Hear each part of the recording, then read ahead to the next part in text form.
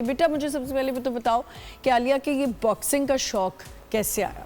पर नानो मेरे बॉक्सर थे। अच्छा। और घर में जब हिस्ट्री चल रही थी तो उन्होंने एक बार गाय को जो है वो पंच किया था, तो उनका जो स्विंग था ना वो टूट गया था। तो वो गवर्नमेंट ने उनको स्टैम्प लगाया था राइट हैंड पे कि आप ये पंच जो है वो हिट नहीं कर सकते किसी को भी। फिर जब मामा ने हिस्ट्री की तो उस वक्त मैं मैक्सिमम बहुत छोटी थी, तकरीबन मेरी एज थी 6 साल। उस वक्त मैंने ये अपनी बॉक्सिंग के लिए ज़िद की कि मैं बॉक्सिंग स्टार्ट करूँगी और ये मेरा शौक़ है और ये मैं करना चाह रही हूँ। तो मम्मा ने कहा इतना प्यारा फेस है, मुक्का पड़ेगा, फेस ख़राब हो जाएगा, तुमसे कल को कोई शादी नहीं करेगा। मैंने कहा कोई बात नहीं, मैं ये खेलूँगी। जब किसी ने कोई गेम नहीं खेला, ये गेम तो हमारा फैमिली गेम है ना, तो ये मुझे खेलना चाहिए। कितनी बड़ी बात है वैसे ये। देखें बच्चों की किस तरह की आजकल की वाइज कितने हैं बच्चे कि वो किस तरह अपनी सोच को लेके चलते हैं।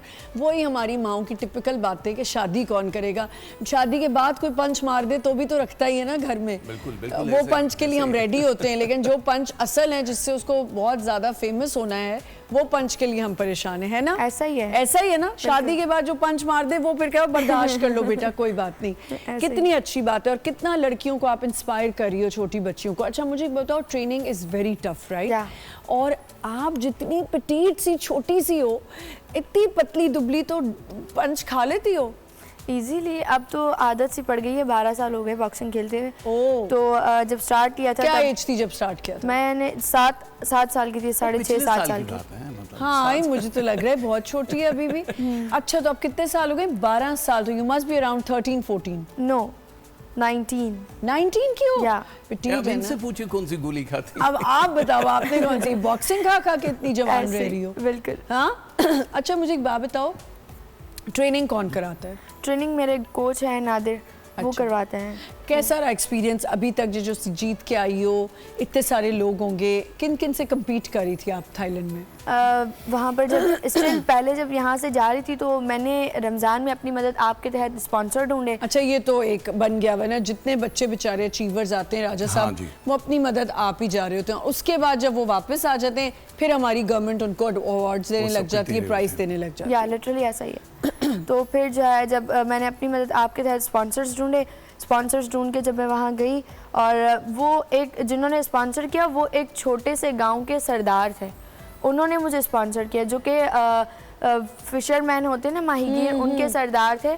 उन्होंने मुझे स्पॉन्सर्स किया इस फाइट के लिए। और दैन जो है वो वज़ीर आला सिंध के मुआवने खुसूसी भी थे, तो उन्होंने जब मुझे स्पॉन्सर किया, फिर जब मैं फ़ाइट जीत गई तो फिर गवर्नमेंट ने भी मतलब कि बहुत उठाया, और वो सीएम साहब ने 1 मिलियन दिए मुझे, और ये कहा कि आपको जो है स्पोर्ट्स स्कॉलरशिप भी हम आपको देंगे जो कि आप खेलेंगी।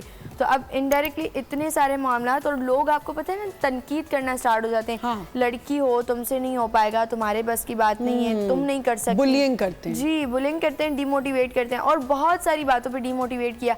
जब मैं स्टार्ट लिया था तो मेरा यहाँ कट आ गया था, बॉक्सिंग में ब्लडिंग हो रही थी, तो बोला बस मुक्का लग गया ना, पता लग गया ना बॉक्सिंग किसे बोलते हैं, अब छोड़ दो, तुम्हारे बस की बात नहीं है। वहीं से तोड़ने की कोशिश कर रहे होते हैं। बिल्कुल ऐसा है, हमारे माशरे में ऐसा है। कोई चीज़ बच्चियां करने लग जाए तो सबसे पहले डिमोटिवेशन का सबसे पहली जो स्टेज है वो ये है, तुम लड़की हो, तुम नहीं कर सकती। अच्छा मैं कहती हूँ कहना चाहिए लड़कियों को ये, फिर लड़कियां जो करके दिखाती हैं ना, जैसे आपके सामने एग्जाम्पल है। बिल्कुल ऐसा ही है। राज साहब ये कब सोच हमारी बदलेगी? असल में देखें कुछ चीज़ है, मौला अली का एक कॉल है कि छोटी सोच और पाँव की मोच आपको कभी आगे बढ़ने नहीं देती। बिल्कुल नहीं, बिल्कुल हमारी छोटी सोच है। अभी थोड़ी देर पहले प्रोग्राम की ओपनिंग में आपने की कि जब इज़्ज़त अल्लाह ताला दे देता, अल्लाह ताला का एक बड़ा अजीब सा निज़ाम है कि वो जब इज़्ज़त देता, कुरान में कहता है कि जब मुझे किसी को इज़्ज़त देनी है तो मैं मर्तबा या बादशाहत देता हूँ, और जब मुझे किसी को जलील करना है तब भी मर्तबा और बादशाहत देता हूँ। कहाँ जाके तोड़ता है वो। तो आपको वो रहना है, बिल्कुल नीचे रहना है। और इसमें मेरे ख्याल से कोई आजकल पूरी दुनिया में जो विमेन पावर है, गर्ल्स पावर है, उसको सोचा जाता है।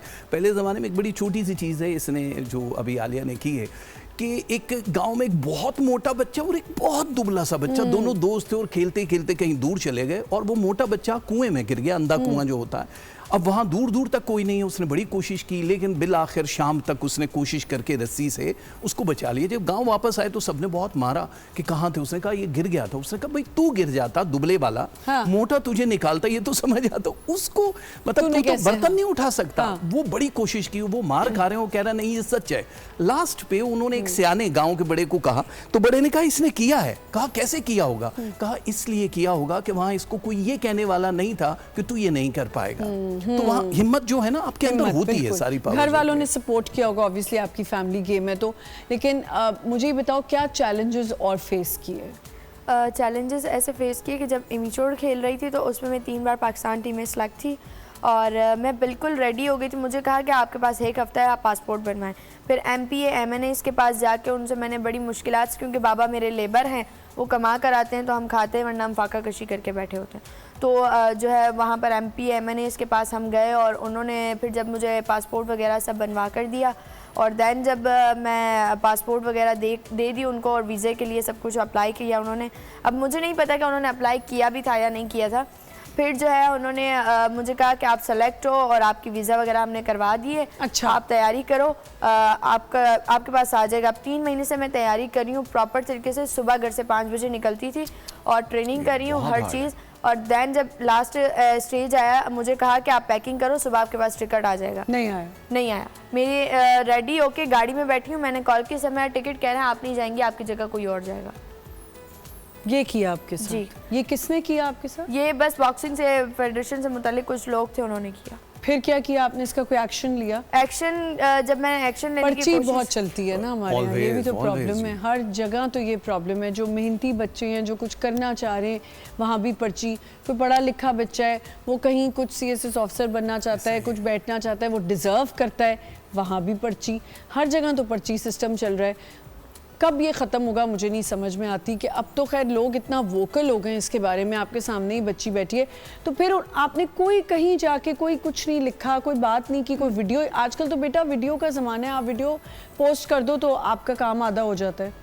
तो उस वक्त मैं पाकिस्तान रेंजर्स में थी कॉन्ट्रैक्ट बेस पे। अच्छा। तो उनसे जब मैंने सब बताया, मैंने कहा ये सारी चीज़ें हैं, तो बोला उन्होंने तो हमें भी कहा था। फिर पाकिस्तान रेंजर्स के कमांडर थे, वो कॉल कर रहे थे, जो उन्होंने कॉल्स नहीं उठाई, नंबर्स बंद कर दिया अपने। ये फेडरेशन वालों ने या पॉलिटिशियंस ने? फेडरेशन वालों ने।